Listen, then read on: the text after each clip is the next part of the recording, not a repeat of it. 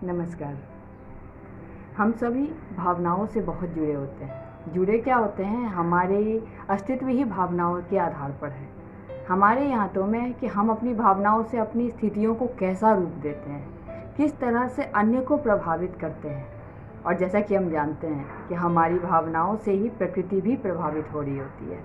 बस हम थोड़े से देर लगा देते हैं इनको समझने में, और बस यहाँ वहाँ भटकते हैं इस तलाश में कि शायद ऐसी कुछ भावनाएं हम सबों को भी मिले जिससे हमें सुकून मिले। तो पहले यही ज़रूरी नहीं है कि हम सुकून बांटें, हम खुद के द्वारा अन्यों को सुकून दें। मतलब कि ऐसे विचार को सामने रखें, ऐसे व्यवहार को सामने रखें जिससे अन्य प्रभावित हो सकारात्मक रूप से, उन्हें सुकून मिले।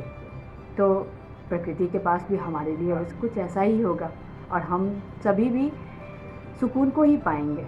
बस ये छोटी सी बात है, चयन हमारे ही हाथों में है कि हम किस तरह से अपने आप को अन्य के लिए ढालते हैं और अन्य से ही खुद को प्रभावित करते हैं। क्योंकि प्रकृति सब कुछ देख रही होती है और प्रकृति के आधार पर ही हम सभी होते हैं। हमारे अस्तित्व का नियंत्रण व साकार व्यवस्था सब प्रकृति के हाथों में ही है। जीवन है तो भावों के भिन्न भिन्न स्वरूप तो आएंगे ही सामने। बशर्ते हमें हर एक ऐसी स्थितियों से भी हो सकता है गुजरना पड़े जो हमारे अनुसार नहीं है, जिनकी दिशा को हम कह सकते हैं नकारात्मक हमारे लिए। पर उन स्थितियों में भी कभी कभी हमें दूसरों की सहायता और दूसरों के सकारात्मक दिशा को भी सोचना पड़ता है। अगर ठीक है हमारे लिए उपयुक्त नहीं है, हमारे लिए बहुत ज़्यादा अच्छा नहीं है, लेकिन अगर सामने वालों के लिए है तो हमें उनके लिए भी सोचना पड़ता है। और हम ऐसा सोचेंगे कि उनके लिए सोचकर हम खुद को क्या फ़ायदा दे रहे हैं, तो यहाँ ऐसा नहीं है।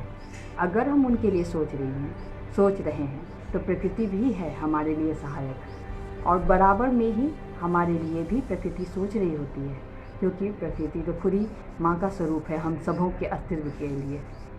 बस यहाँ पर थोड़ी सी धैर्य की ज़रूरत है, और हम इस धैर्य के साथ अगर सभी का या अन्य का भला सोचते हैं या कह सकते हैं अच्छा सोचते हैं, तो हमारे लिए भी बस बराबर भावनाएं, हमारे लिए भी वैसी ही भावनाएं प्रकृति से हमें मिलती है।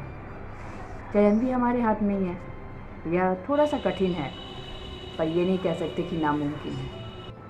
प्रकृति के साथ गति बनाकर रखना, प्रकृति के अनुसार चलना, यह हमारे लिए सहायक ही नहीं, कह सकते हैं अत्यंत लाभकारी। और ऐसा है कि हम खुद के लिए ही आसान कर देते हैं हर चीज़, चाहे वह हमारे विचार हो, व्यवहार हो, या हम प्रभावित हो रहे हों, वो सब कुछ सरल हो जाता है।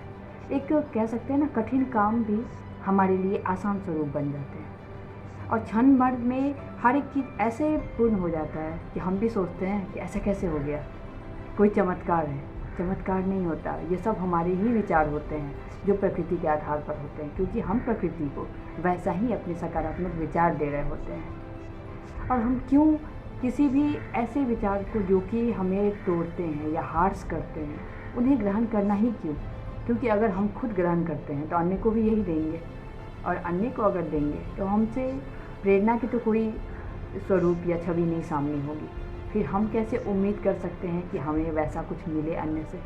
अगर हमें जो चाहिए पहले हमें वो देना सीखना होगा, और अगर हम देने में सफल हैं, सक्षम हैं, तो हमारे लिए प्रकृति के पास पहले से ही तैयार है। देर तो हम लगाते हैं उन्हें समझने में, और कह सकते हैं देने में थोड़ी सी कंजूसी कर लेते हैं यहाँ पे। बस एक छोटी सी बात होती है, चयन हमारे हाथ में, समझना भी हम सबों को होता है। तो यहाँ पर अच्छी बात यह है कि बस अपने भावों को समझे मतलब अपने भावों से ही ऐसे विचार बनाएं कि हम अन्य के भावों को भी खुद की अनुसार, मतलब खुद के तरीके से सोच सकें, खुद के तरीके से समझ सकें अन्य के भावों को भी।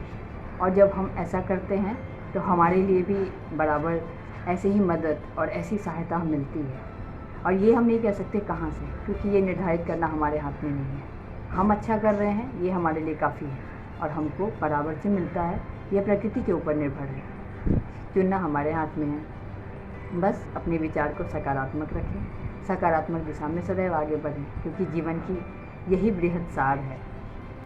उम्मीद करती हूँ कि मेरे विचार आप सबों को अच्छे लगे होंगे। हार्दिक आभार, धन्यवाद।